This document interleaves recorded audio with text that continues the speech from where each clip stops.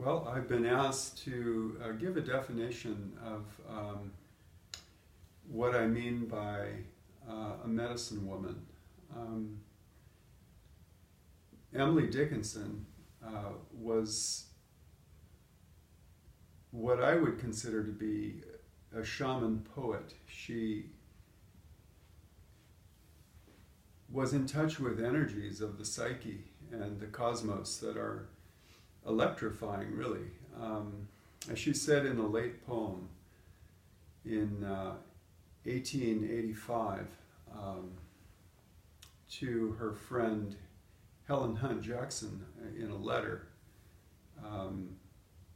"Take all away from me, but leave me ecstasy, and I am richer than all my fellow men. Ill it becometh me to dwell so wealthily, when at my very door are those possessing more, in abject poverty." This is the insignia of a shaman, someone who engages in poetic verse through states of trance, ecstasy being the central criteria that the historian of religion Mircea Eliade used to define shamanism. Shamanism is a technique of ecstasy, he said. So in the field of American letters, American poetry, Emily Dickinson really stands in a class of her own because of her profound access to the realm of feeling. My book, Emily Dickinson, A Medicine Woman for Our Times, is really a feminist book. It's written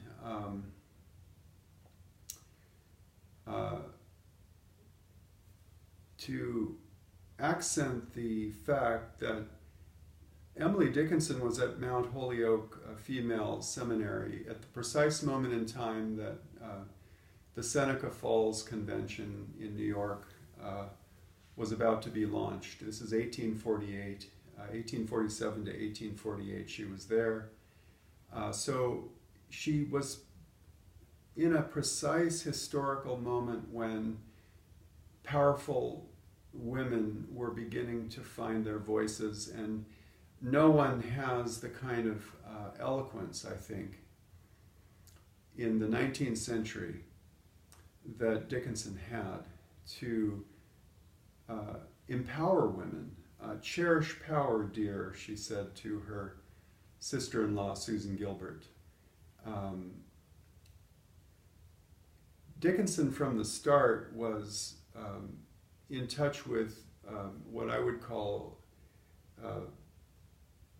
archetypal energies. These were snake powers. She wrote about this in letters to her friends. This is at the age of 17, 18. She was writing these letters that are just really stupendous. And I became interested in this subject in 1995 after finishing my doctoral dissertation in clinical psychology, and I was seeing a prominent Jungian analyst whose name was Donald Sandner. Donald Sandner told me if I was going to write a book on shamanism in American poetry, that I had to include Dickinson. So I read everything I could by her and about her, and wrote my first 70-page essay in 1995. And while my book Spiritual Democracy was being published, I realized Dickinson really needed a whole book to herself. Whitman and Melville take up the main body of that work, and Dickinson is really the third powerful voice of the 19th century in American poetry who really stands in a class of her own. So Dawn really put the idea in my mind that Dickinson was the most powerful female voice of this lineage, this archaic lineage that goes back to the history of medicine women. It could be a 70,000-year-old lineage, as archaeological evidence is suggesting. And this is through excavations that have shown that there were burials of medicine women with 7 medicinal herbs.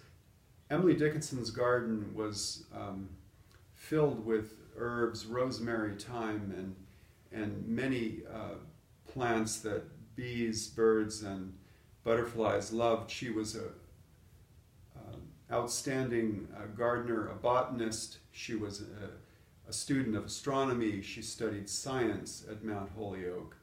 And today happens to be the 21st anniversary of the death of Don Sandner. It's Easter morning. Don died of a heart attack in 1997, and his wife, Mary, tells me that the evening before Don died, he had that poem on his lips, "Take all away from me, but leave me ecstasy."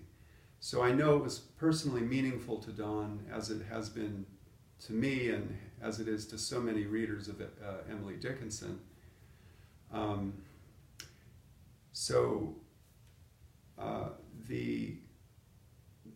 The interesting thing about the process of writing the book is that I came to the realization that it's really an experiential book.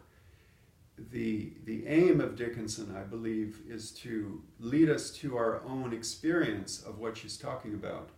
Now, she has a couple of poems where she describes this as Doom's electric moccasin, using a Native American image there of the lightning bolt that she said she would not replace for all the rest of life.